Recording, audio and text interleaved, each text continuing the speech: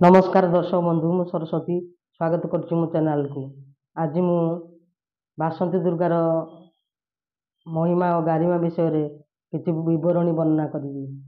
तेणु मु आशा करे कि ये वीडियोटी को शेयर करेंगे, लाइक करेंगे और सब्सक्राइब करेंगे। ध्याये देवी सुवर्ण वर्णाभां त्रिनेत्रां चारुहासिनी सर्वलक्षण संपन्नां देवी मध्येन्दु कृतशेखरां सिद्धई देवगणे दुष्टां कुमारी विश्वसेवितां सर्वकाम प्रदां दुर्गा वरदा भक्तवत्सलां। माँ स्नेहमयी प्रेममयी कल्याणमयी जगत जननी बासंती दुर्गार चरण कमल मोर कोटि कोटि प्रणाम।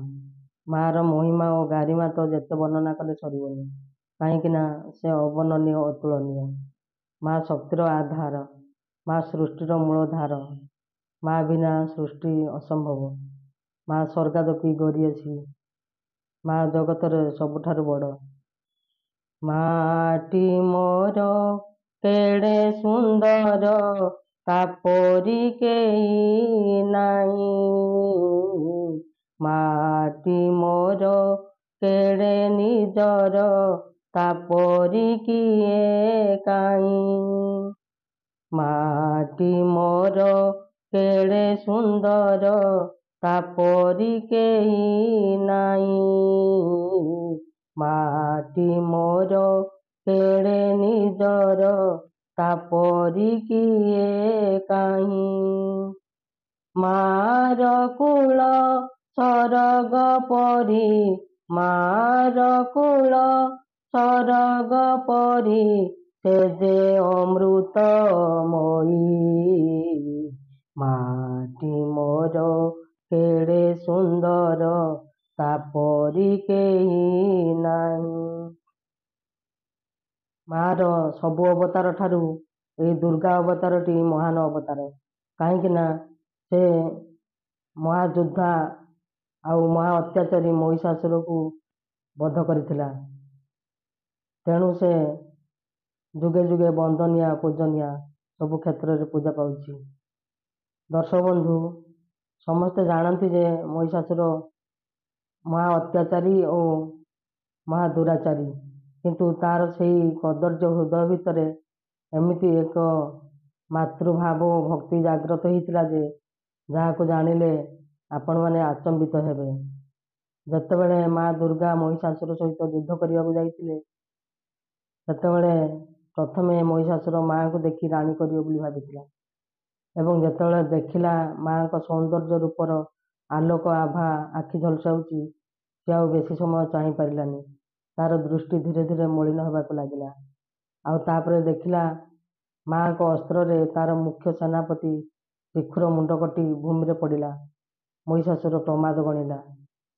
तापर देखिला तार अनेक सैन्य माँ को हस्तरे मृताहत हेले एवं तार अष्ट सेनापति मले। आउ केतेक सैन्य युद्ध क्षेत्र पलायन कले।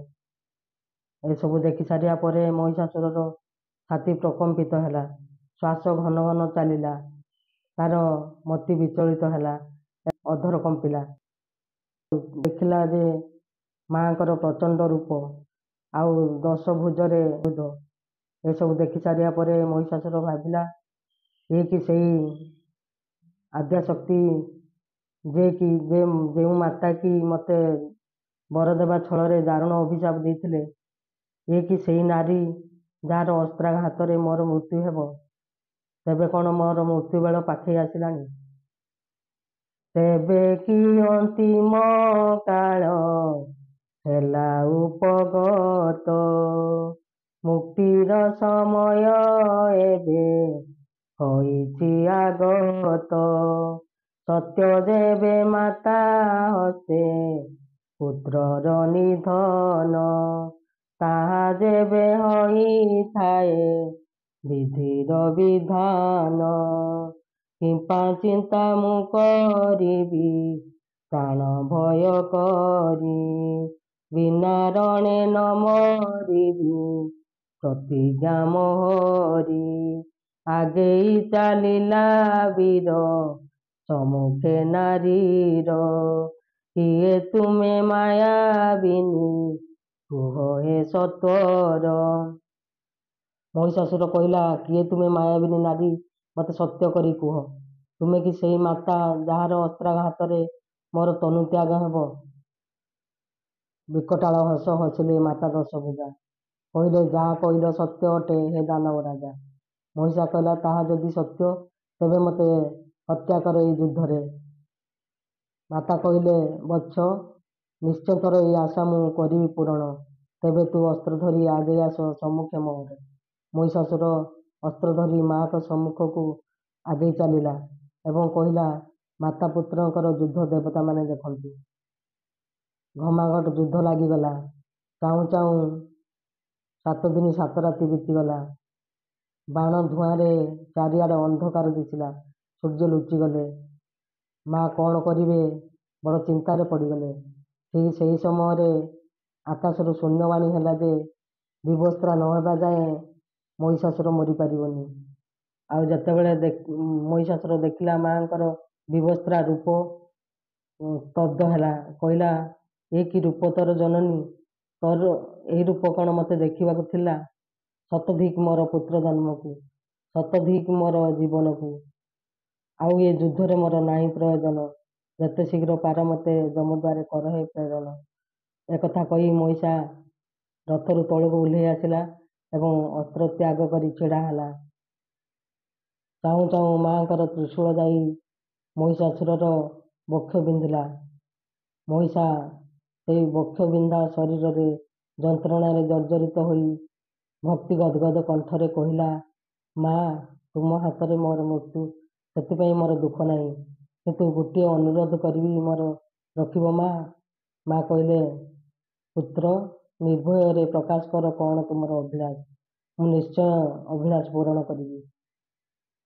ମହିଷା କହିଲା, ମା, ତୁମେ ତ ସମସ୍ତଙ୍କର ବନ୍ଦନୀୟ ପୂଜନୀୟା। ତୁମେ ତ ସବୁ କ୍ଷେତ୍ରରେ ପୂଜା ପାଇବ। ଆଉ ମୁଁ ଯେମିତି ତୁମ ପାଖରେ ରହି ପୂଜା ପାଇବି। ଯେତେବେଳେ ମର୍ତ୍ତ୍ୟରେ ନର ନାରୀ ତୁମକୁ ପୂଜା କରିବେ, ମୁଁ ଯେମିତି ତୁମ ପାଖରେ ରହିଥିବି। ଏତିକି ଆଶା ମୋର ପୂର୍ଣ୍ଣ କରିବ ମାତା। ମା କହିଲେ, ତଥାସ୍ତୁ। ମା କହିଲେ, ଯେତେବେଳେ ମର୍ତ୍ତ୍ୟରେ ଲୋକମାନେ ମୋତେ ପୂଜା କରିବେ, ପ୍ରଥମେ ତୁମର ପୂଜା ହେବ, ତାପରେ ମୁଁ ପୂଜା ନେବି। ଆଉ ତାପରେ ମହିଷାସୁର ମାଆକୁ ଦୋଷ କ୍ଷମା ମାଗିଲା। ମା, ମୋର ଯେତେ ଦୋଷ କ୍ଷମା କରିଦିଅ। ମା ତାକୁ କ୍ଷମା କରିଦେଲେ ଏବଂ ମହିଷା ମାଆଙ୍କର ସ୍ତୁତି କଲା। ମା ତାକୁ ଆଶୀର୍ବାଦ ଦେଲେ ଏବଂ ଦେବତାମାନେ ମଧ୍ୟ ଆସି ତାକୁ ଆଶୀର୍ବାଦ ଦେଲେ। ମହିଷାର ପ୍ରାଣବାୟୁ ଉଡ଼ିଗଲା।